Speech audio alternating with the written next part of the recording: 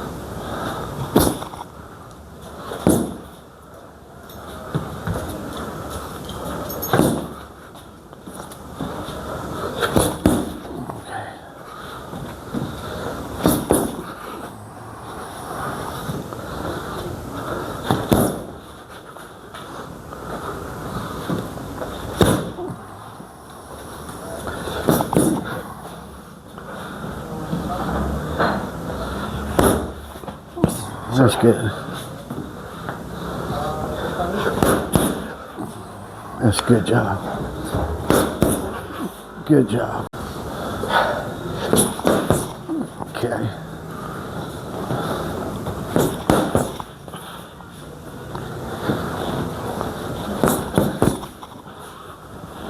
Just get them punches out quick now. Okay.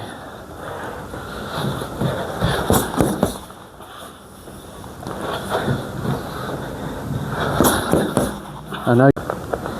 Okay, at 252, and I'm going to try to keep my hands up like this, right? Well, excuse me, like that. Damn. Okay. Yeah. Okay. Just get a little bit thicker. Bang, bang, bang.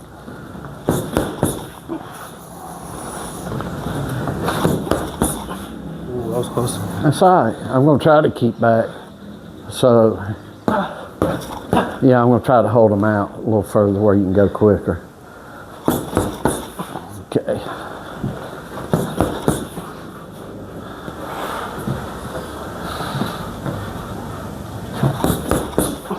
Okay.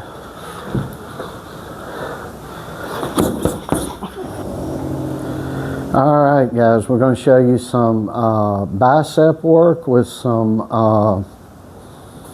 push-ups, biceps forms and push-ups. I'm going to get Joe a little stool here.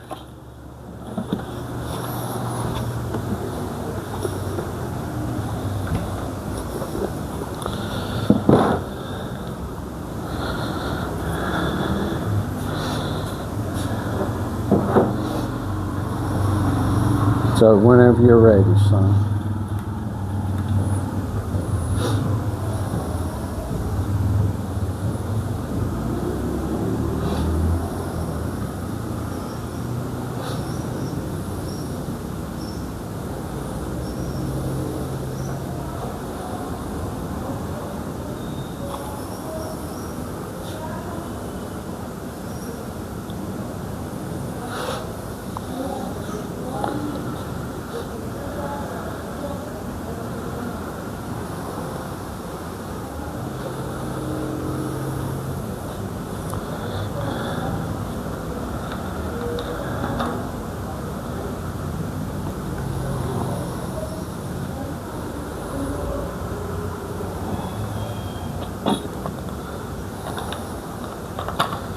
You got to work, guys, and you got to have some courage to be in this as well. You got to do the best you can at all times under any circumstances.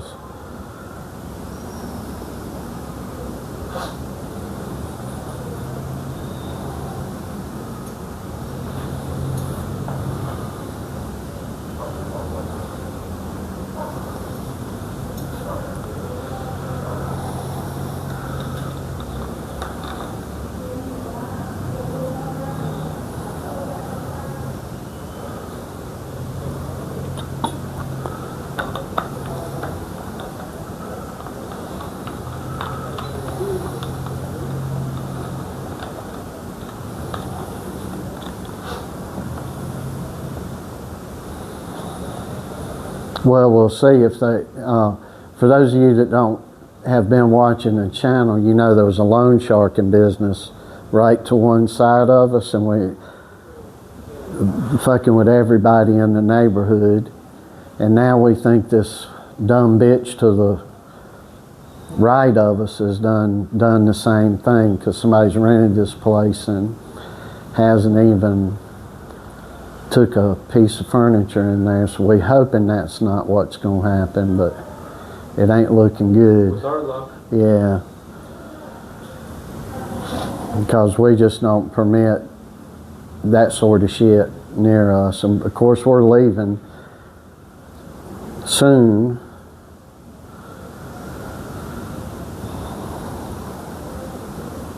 But it already ain't looking good. You see bikes pulling up out front and people walking up to the corner, in and out, damn door wide. Maybe they're waiting on movers though. They're probably waiting on movers, Joe.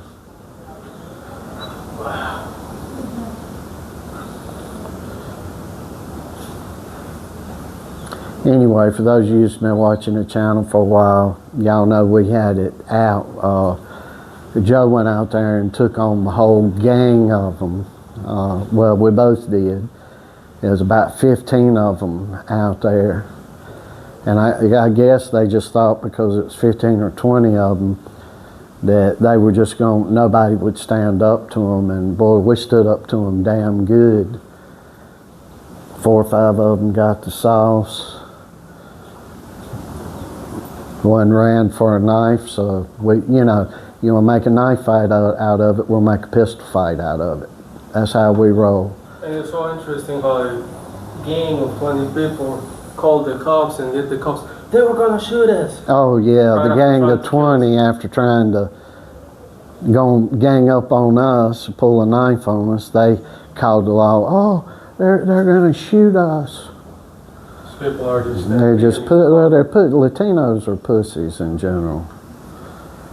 They're a damn Indian's real hot when they got you outnumbered or got you as an underdog, but just standing up and going at it one-on-one, no. That's what we call the Indians. Yeah. All right, so Joe's going to do a few sets of these. This is a slow pull-in Monday.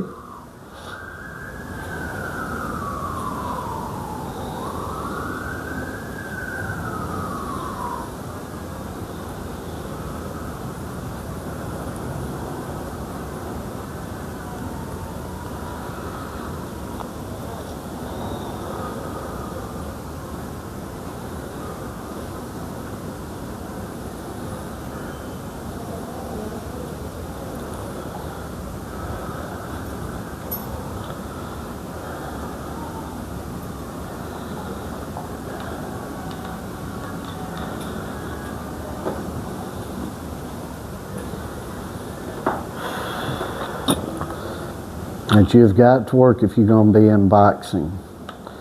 I want to mention the Wardley Dubois fight that we had this weekend. What a heck of a fight. That thing may have went a little longer than I would have wanted it to go, but it... You still think they're moving in? I don't know. Yeah, probably. Yeah. It's the same setup they had here. Oh, yeah. Rocky, come back in here. Rocky, come back in.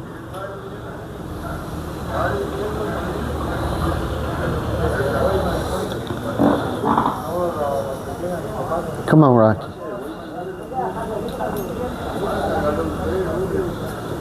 I heard you talk about on display or something. No, there's a moving truck down there too. They're moving. They're bringing a bunch of stuff in, I think. But it's amazing how we get the feeling that you don't know what's going to come your way, And these people have no respect for themselves or their neighborhood or nothing. So anyway, in that Wardley-Dubois fight, I'm going to shut this window too.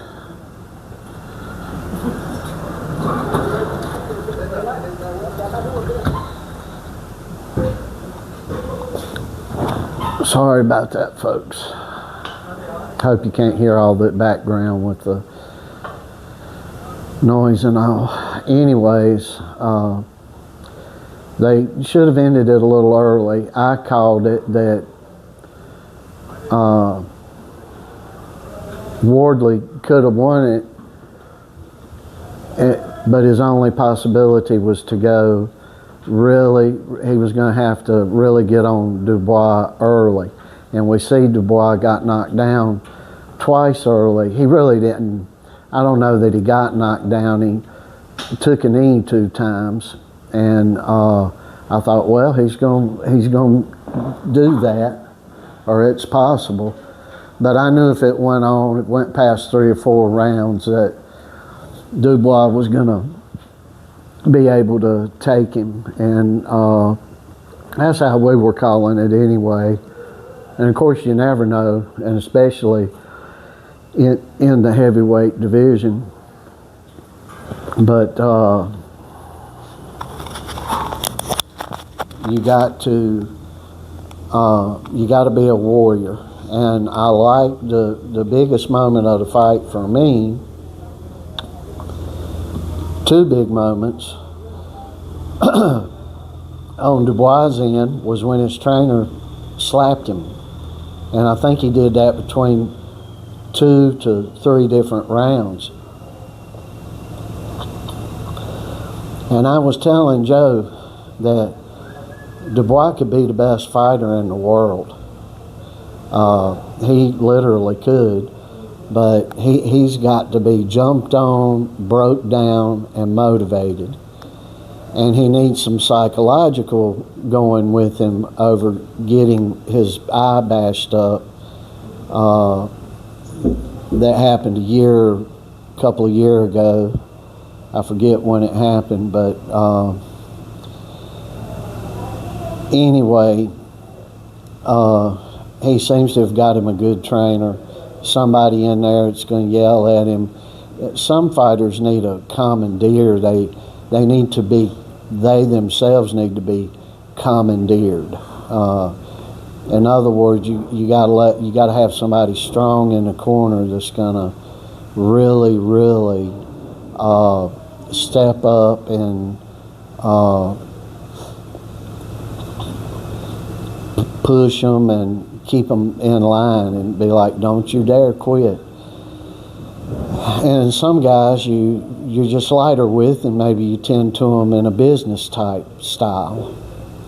And but the fighter you don't want to work with is the one that doesn't want to hear no, and doesn't want to hear, hey, you got to do this, you got to do that. Classic example, Deontay Wilder sitting over in North America holding the WBC belt for as long as he did, fighting not the best that the UK had to offer at all. And you see what happened to him as soon as he come up on fighting the UK people or European people, or even well, including everybody over on the other side of the pond. He's got that ass tore up.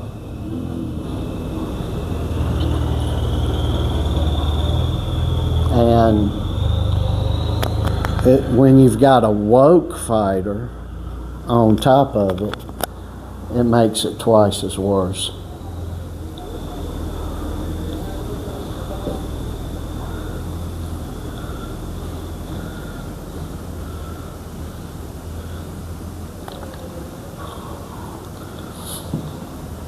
And not saying that Dubois is woke by any means, I'm getting a little sidetracked here worrying about what's going on with all those bikes that pulled up, but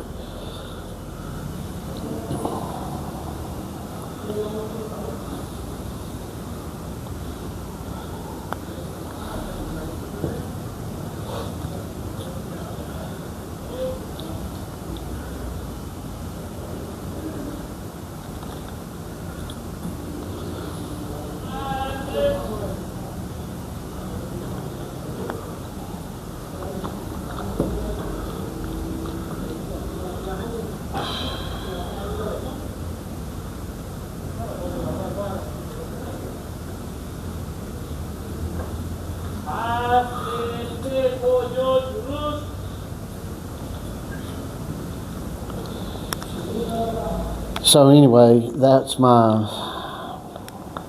other thing that I saw in the Dubois fight was the guy, the moment that they showed Wardley's nose and that cartilage looked like it was showing. That was Yeah, and you knew then that the referee was doing the WBO's bidding. They were told to let it go, let them fight it out.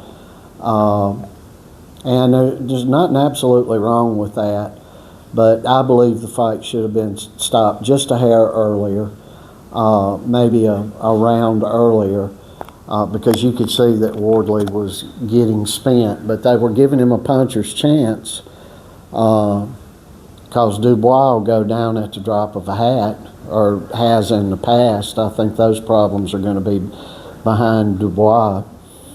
But they ended up, the referee got the doctor to look at him, and I believe the referee was trying to get the doctor to stop the fight. And the referee was obviously in the pocket of the WBO, as he should be, as long as they're not siding with a fighter. And I believe he was told to let it go and let them fight it out. And why not? Because neither one of them guys are a champion. Because there's too many belts and stuff. And I'm sorry, but stripping Usyk, whether you love him or hate him or are indifferent to him, stripping Usyk of belts to just hand out, every he has a fight, then they take a belt from him. He defends a championship, then they take a belt from him. And there's too many belts, and you can't rotate around to get to everybody. And then if you do, you don't make the money in the sport. So we've resigned ourselves to the facts around here. And I've told Joe, he's going to grab a belt. They don't care who's got it. He's going to grab it. And then if the other champions want to come fight him, they'll be welcome to it if the money's there. And Joe will fight for the glory of boxing. As soon as he gets to a certain amount of money, he'll open that door and fight everybody. So we hope he can do it quick, get the money in the future part set quick before he gets old. Of course, he's just 17 now, but time goes fast for fighters. I'm going to do some push-ups. Okay, he's going to do some push-ups.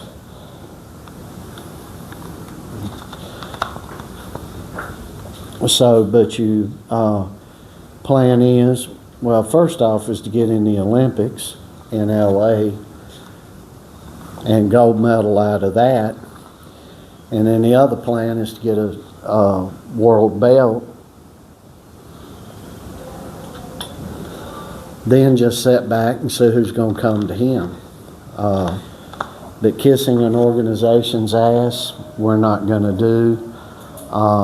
And what most of you don't know is, it's a racket anyway, because if you want to be ranked within their organization, you got to pay a hellacious fee, and that's how they get fighters underwater and get them signing these contracts and have them underwater from the start. Because WBC, for example, I believe it's $35,000 or $40,000 a year that you got to just hand over to them to be in their top 10 or 20 rankings.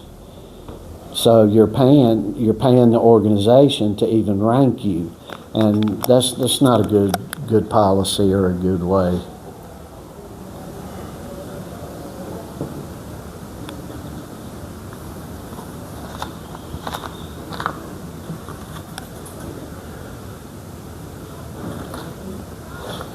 And the only way to bypass that mess is to get the fighters to stand up and go against the grain on this thing. So we figure we'll grab a belt and Joe will hold on to it and everybody can come to him.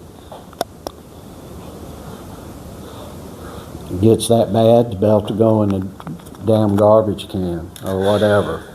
Symbolically go in the garbage can.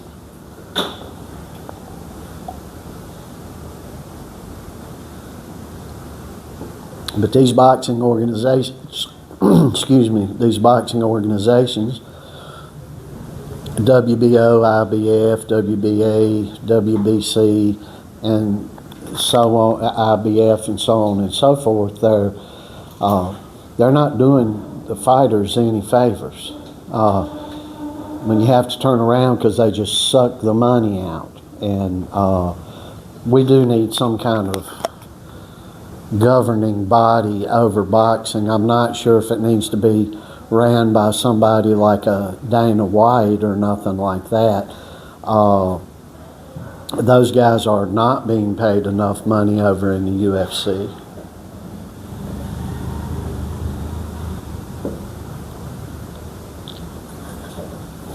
And that's meal work. No offense to any UFC fighter. Hats off to them. Mad respect, but you got so many of them out there that, and they kept putting show after show after show after show on so much that they run boxing out the door. And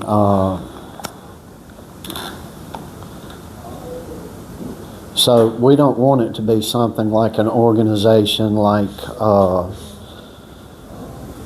or one organization like the UFC. If there were 2 or 3 different UFCs type organizations, those fighters could sign with the one they want to sign to. You could once a year or once every 16 months or so, or 18 months or so, you could have the champions fight one another, you know, for those bragging rights. And hey, who is the real champion here? But just throwing all this is meal work, and that's why boxing's suffering right now. You go into a boxing gym, it's like going into a meal and being on an assembly line, you know, everybody jabbing at the same time like you're in some kind of half-ass taekwondo place or something. And no offense to the martial artists out there, but you don't want that. You don't want this stuff. That's why we were training on our own. Well, one reason, the biggest reason here in Colombia and South America why we're training on our own is each of the states have boxing leagues in different cities under their state banner, and they won't include Joe. They claim Joe's too violent. How many push-ups do you want to do? How many have you got? 100. You want to do 150? Can you make it?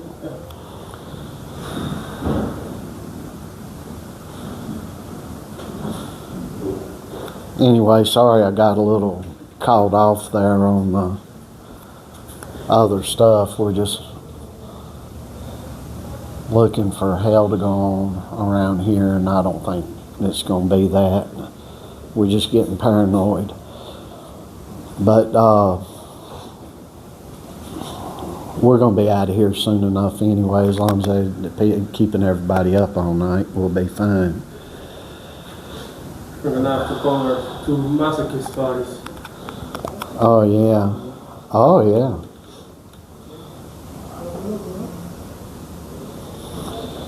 So can't get sparring partners, can't get the people that to come work out with Joe, because really Joe's at a different level, and I try to go so very slow with other guys to get them to different levels. But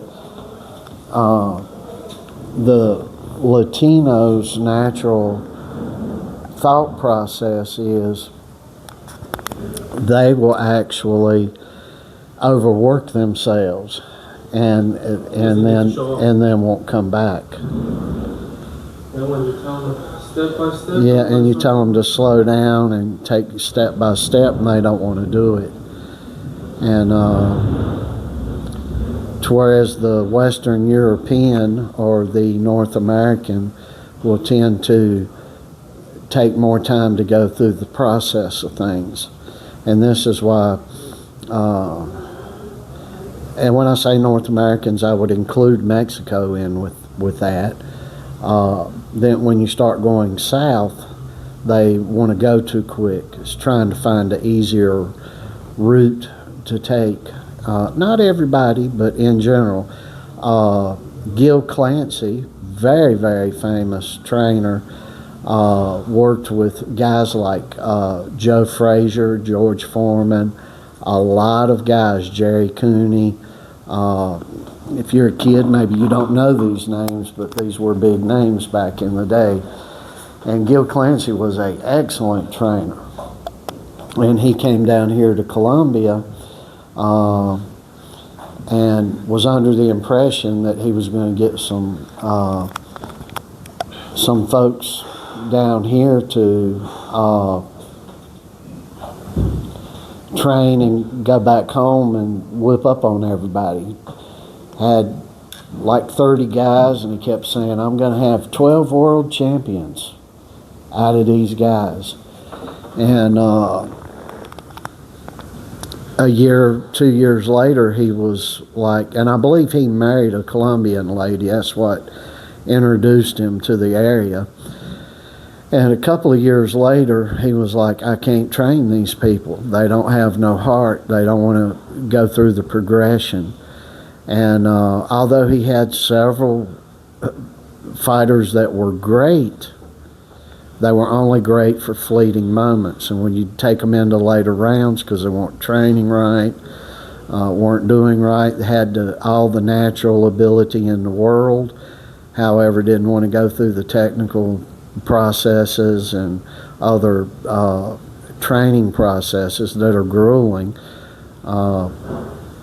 For example, right now with us, Joe is just doing a small workout here. It's Mondays. Mondays are easy. But who all would do what he's done, and most of what he's done today you haven't seen. It's not been on video. Plus he'll be up till 10 or 11 o'clock tonight studying. He's in the 11th grade, so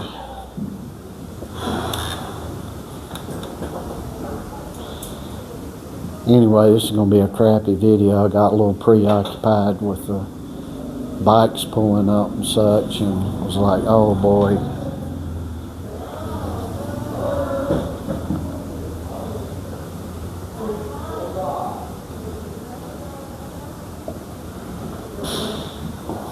I don't know if you hear all this noise. A lot of noise going on up there. I came in a few days ago, and they come in here about 11:30, and they were upstairs, but they were real quiet. But you got to allow them some moments. You probably can't hear what's going on in the background, but these people are very loud. What you got, son? 135. Okay. So he's got the workout he's done and 135 push-ups to this point. And of course, he's going to go to 150 here. So, little day of it here.